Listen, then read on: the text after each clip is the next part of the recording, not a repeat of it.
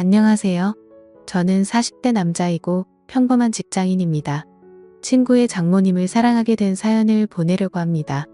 저에게는 친한 친구가 집 근처에 살고 있습니다. 그래서 자주 그 친구랑 술도 먹고 그 친구 집에 놀러 가기도 했습니다. 그 친구 재수 씨는 나이도 어리고 정말 예뻤습니다. 친구 아내는 항상 싹싹해서 그 친구네 집에 갈 때는 항상 재수 씨가 좋아하는 음식을 사서 갔습니다. 친구 결혼식 때 얼핏 뵙기는 했는데 친구 장모님은 정말 미인이십니다. 나이도 많이 젊어서 저랑 몇 살 차이 나 보이지 않았습니다. 나중에 알고 보니 재수씨 아버님이 재수씨 어렸을 때 재혼을 한 것이었고 친엄마랑 다름없이 재수씨를 키웠다고 했습니다. 그래서 친구 장모님은 우리보다 14살밖에 많지 않았습니다. 하지만 피부도 좋고 얼굴도 예쁘고 몸도 날씬하고 잘 꾸며서 그런지 저랑 5살 정도밖에 차이나 보이지 않았습니다. 결혼 초부터 친구네 신혼집에 가끔 가기는 했습니다. 친구가 결혼한 후 1년 정도 후에 친구 장인어른이 갑자기 돌아가셨습니다. 친한 친구이기에 장례식장에 가기도 했고 바른 날에는 운구를 도와주고 친구를 위해서 정말 최선을 다했습니다.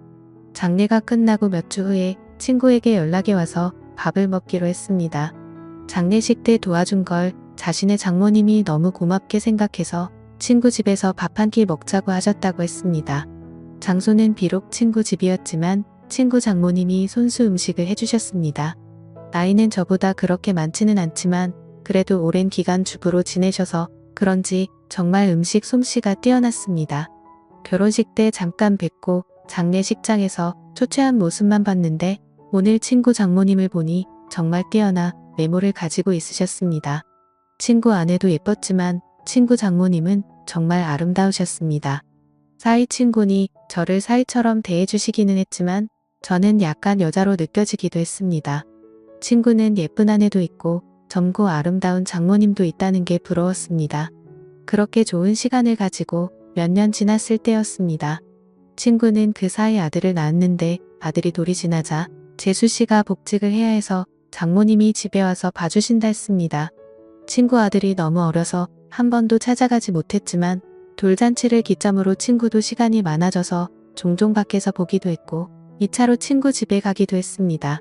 물론 아이가 아직 어리니까 조심스럽기는 했는데 재수씨도 저를 좋게 보고 있었고 친구 장모님도 저를 좋게 보고 있었습니다.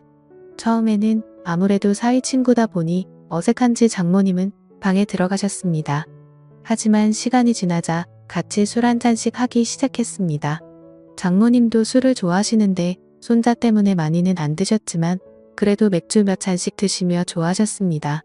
그러면서 제 결혼 생활이나 연애에 대해서도 물어보시며 혼자 사는 것에 대해 진심으로 걱정을 해주셨습니다.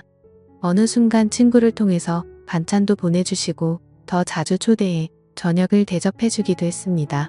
그럴수록 친구 장모님이 너무나도 괜찮아 보였고 얼굴을 자주 봐서 그런지 정이 들기 시작했습니다. 여자친구와 트러블이 많고 스트레스를 받을 때 장모님은 너그럽고 인자한 성격으로 저의 스트레스를 보듬어 주셨고 그럴수록 점점 친구 장모님이 좋아지기 시작했습니다. 집이라서 편하게 있고 화장도 많이 하지 않은 얼굴이었지만 그래도 너무 예뻐 보였습니다. 여자친구 외모와는 비교가 되었습니다. 그럴수록 틈만 나면 친구에게 연락해서 친구네 집에 놀러갔고 그러다 보니 더 자주 보면서 친해지게 되었습니다. 여자친구와는 결국에는 헤어졌습니다. 돈을 써서 젊고 예쁜 여자를 만나는 것이 더 낫다는 생각이 들었습니다.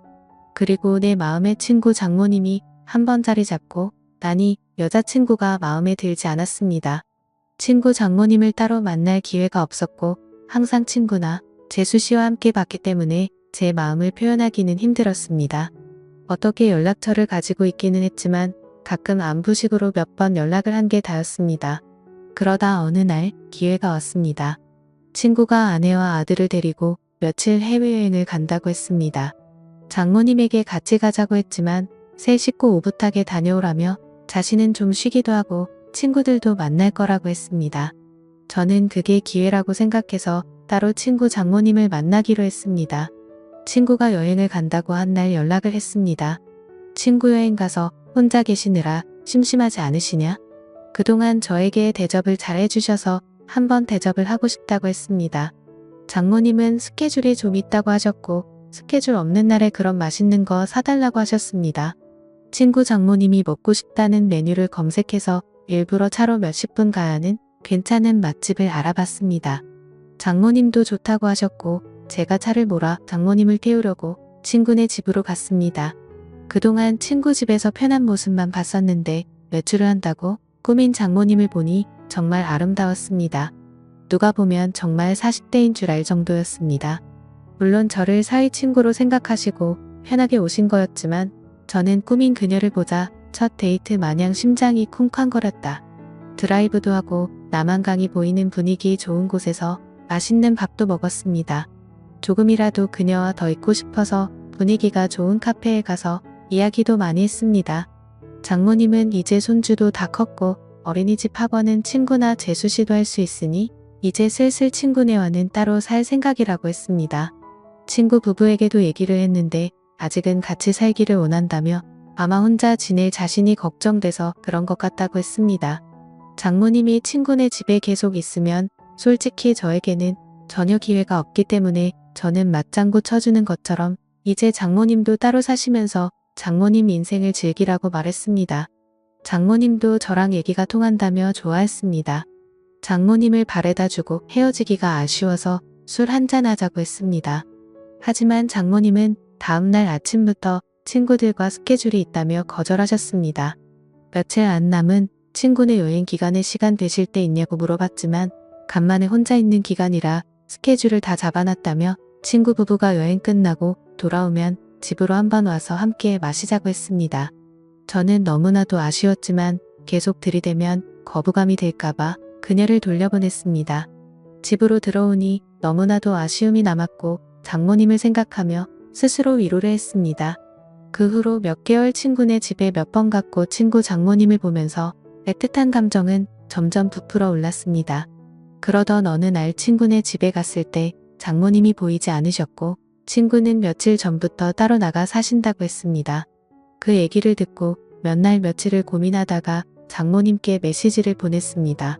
나가 사신다는 얘기 들었다며 괜찮으시냐고 안부를 물어봤고 장모님은 손주가 눈앞에 아른거리지만 시간적 여유도 있고 육체적으로도 편하다고 했습니다.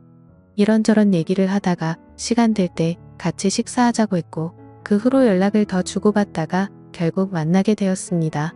몇 주 만에 만나는 그녀는 정말 아름다웠습니다. 첫 데이트 때보다 더 아름답게 입고 왔고 그 모습에 눈에서 하트가 뿅뿅하는 걸 느낄 수 있었습니다. 우리는 소고기 집에 가서 한우를 먹으며 술을 한잔 했습니다.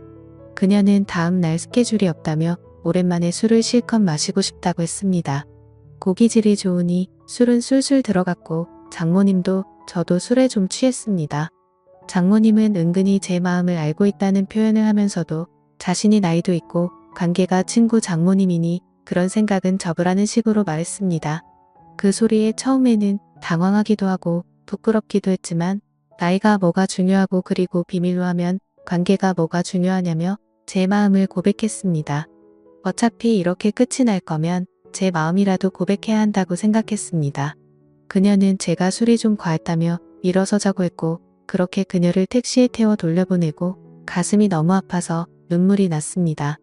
이혼 후 정말 좋아하는 첫 여자였는데 친구 장모님이라는 이유 때문에 만날 수 없다는 생각에 가슴이 먹먹했습니다. 친구 장모님이 아니었다면 만남조차 없었을 수도 있겠지만 그렇게 몇 주간 너무 힘든 시간을 보냈습니다.